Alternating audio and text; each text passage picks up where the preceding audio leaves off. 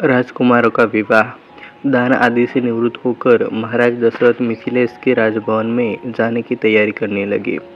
तभी भरत के मामा अर्थात राजा कैकेयी के पुत्र युधाजित वहां आ पहुंचे। अभिवादन तथा कुशल समाचार जानने की औपचारिकता के पश्चात उन्होंने कैकेयी नरेश का संदेश देते हुए, महाराज, हमारे पिताजी को भरत को देखने की उत्कट इच्छा हो रही है। अतः कृपा करके आप कुछ दिन के लिए भरत को मेरे साथ उनके ननिहाल भेज दे। इस संदेश को लेकर मैं अयोध्या गया था, किंतु वहां पर ज्ञात हुआ कि आप जनकपुरी गए हुए हैं, इसलिए मैं भी यहाँ आ गया। महाराज दशरथ ने युधाजित को समुचित सत्कार किया और उन्हें सारा वृत्तांत सुनाया। फिर उन्हें लेकर ऋषि मुनियों एवं बंधु बांधवों सहित यज्ञशाला के द्वार पर पहुंचे। थोड़ी देर बाद नाना प्रकार के आभूषणों को धारण किए हुए रामचंद्र अपने भाइयों भरत, लक्ष्मण और शत्रुघ्न के साथ उनके पास आकर खड़े हो गए। गुरु वशिष्ठ जी ने जनक के पास जाकर कहा, हे विदेहराज, महाराज दशरथ अपने पुत्रों के साथ अंदर आने की अनुमति चाहते हैं। इस पर महाराज जनक बोले, हे महर्षि, इस प्रकार अनुमति मांगकर वे मुझे क्यों लज्जित कर रहे हैं? वे अयोध्या के ही नहीं, मिथिलापुरी के भी स्वामी हैं और मैं तो उनका अकिंचन दास हूँ। क्या कभी स्वामी अपने सेवक से आज्ञा मांगता है? उनसे कहिए, चारों कन्याएं विवाह विधि की प्रतीक्षारत है, वे निसंकोच अंदर उतारने का कष्ट करें। शुभ लग्न का समय भी हो रहा है, मैं स्वयं चलकर उन्हें आदर सादर ले आता हूँ। इतना कहकर वे महाराज दशरथ के पास पहुँचे और उन सबको यज्ञ स्थल में ले आए। सबको यथोचित आसन देकर जनक ने उनकी पूजा की। फिर वशिष्ठ जी से बोले, हे ब्रह्मर्षि, आप इन ऋषि मुनियों के साथ विवाह कार्य संपन्न कराइए। आपसे अधिक योग्य पुरोहित और कौन हो सकता है? गुरु वशिष्ठ, महर्षि विश्वामित्र और मिथिला के राज पुरोहित सतानंद विवाह कार्य संपन्न कराने लगे।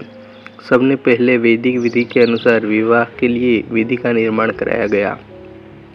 फिर अनेक प्रकार के सुगंध युक्त फूलों से उसे सजाया गया।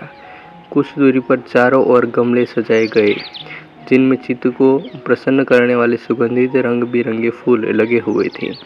वेदी के निकट कई स्थानों पर स्वर्ण पात्रों में धूप, केसर, नैवेद्य, अक्षत, घी, दही, शहद आदि सामग्री रखी हुई थी। यज्ञ संपन्न कराने वाले महानुभावों के लिए कुश के आसन बिछा दिए गए। गुरु वशिष्ठ एवं अन्य महर्षियों ने वेद मंत्रों का उच्चारण करते हुए हवन कुंड में अग्नि प्रज्वलित की। फिर वशिष्ठ जी के आदेश पर राजा प्रसाद की महिलाओं ने जनकपुरी सीता को लाकर यज्ञ वेदी के निकट खड़ा कर दिया। उस समय सीता जी का मुखमंडल प्रातःकालीन बाल रवि की भांति अनुपम सौंदर्य से देदीप्यमान हो रहा था। नख से सिख तक वे बहुमूल्य रत्नजड़ित आभूषणों से सजी हुई थी। संक्षेप में कहा जाए तो उस समय सीता की छवि को देखकर करोड़ रतियों का संयुक्त रूप भी नगण्य प्रतीत हो रहा था। सीता इन सब बातों से अनजान दृष्टि झुकाए एकटक पृथ्वी को निहार रही थी।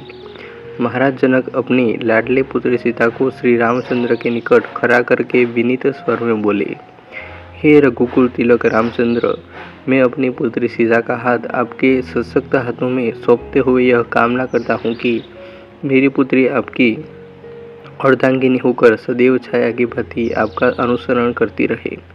अतः हे कौशल्या कुमार, इसे आप अपनी पत्नी के रूप में स्वीकार कीजिए।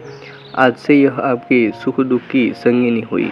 यह कहकर राजा जनक ने अंजलि में संकल्प के लिए लिया और लिया हुआ जल वेद मंत्रों से पवित्र करके हृदय की संपूर्ण भावनाओं के साथ छोड़ दिया। महिलाएं मंगलगान करने लगी। मृदंग, दुंदुभी तथा नाना प्रकार के वाद्य यंत्रों का सुमधुर स्वर चारों ओर गूंजकर इस हर्षपूर्ण घटना की सूचना देने लगा। राम और सीता के विवाह के संपन्न हो जाने के पश्चात लक्ष्मण, भरत और शत्रुघ्न का विवाह उर्मिला, मांडवी और श्रुत कीर्ति के साथ वैदिक विधि विधान से संपन्न कराया गया। राजा जनक अपने नेत्रों में स्नेहपूर्ण अश्रु भरकर बोले, हे अयोध्या के राजकुमारों, आप चारों भाई सूर्यकुल के गौरव, पराक्रमी, धर्मपरायण, तेजस्वी, सौम्य, विद्वान एवं सदाचार के गुणों से मंडित हैं। जनकपुरी के इस राजकुल की हार्दिक कामना है कि उसकी ये चारों कन्याएं गुण कर्म सद स्वभाव से आपके अनुकूल बनकर सब प्रकार से आपकी सुयोग्य अर्धांगिनियां सिद्ध हो। इसके पश्चात वशिष्ठ जी की आज्ञा से चारों राजकुमारों ने अपनी अपनी नवविवाहित पत्नियों के साथ अग्नि की प्रदक्षिणा की। विवाह संपन्न होने के पश्चात महाराज दशरथ समस्त मंत्रियों, ऋषिमुनियों और सपत्नीक राजकुमारों के साथ अपने ठहरने के स्थान पर चले गए। जनकपुरी में रात्रि विश्राम करके प्रातःकाल मुनि विश्वामित्र विदा लेकर उत्तराखंड की ओर चल गए। महाराज जनक ने दहेज के रूप में असंख्य दास दासियां, हाथी, घोड़े, कौवे, रत्नजड़ित आभूषण, वस्त्र, बर्तन आदि नाना प्रकार की वस्तुएं देकर अयोध्यापति दशरथ को विदा किया और उन्हें पहुंचाने के लिए नगर के द्वार तक आए। वे हाथ जोड़कर बड़ी नम्रता के साथ बोले, हे राजन, मुझे सब प्रकार से अपना दास समझकर मुझ पर कृपा बनाए रखिए।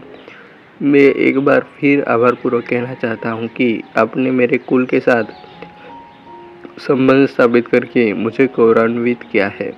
मेरी कन्याएं आपकी आज्ञाकारिणी एवं दोनों कुलों का गौरव बढ़ाने वाली हो, यही मेरी मनोकामना है। फिर उन्होंने तथा कुशध्वज ने अश्रुपूर्ण नेत्रों से चारों कन्याओं को आशीर्वाद देते हुए विदा किया।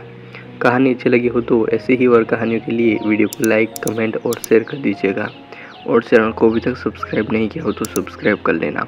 मिलते हैं और एक वीडियो में। जय हिंद, वंदे मातरम।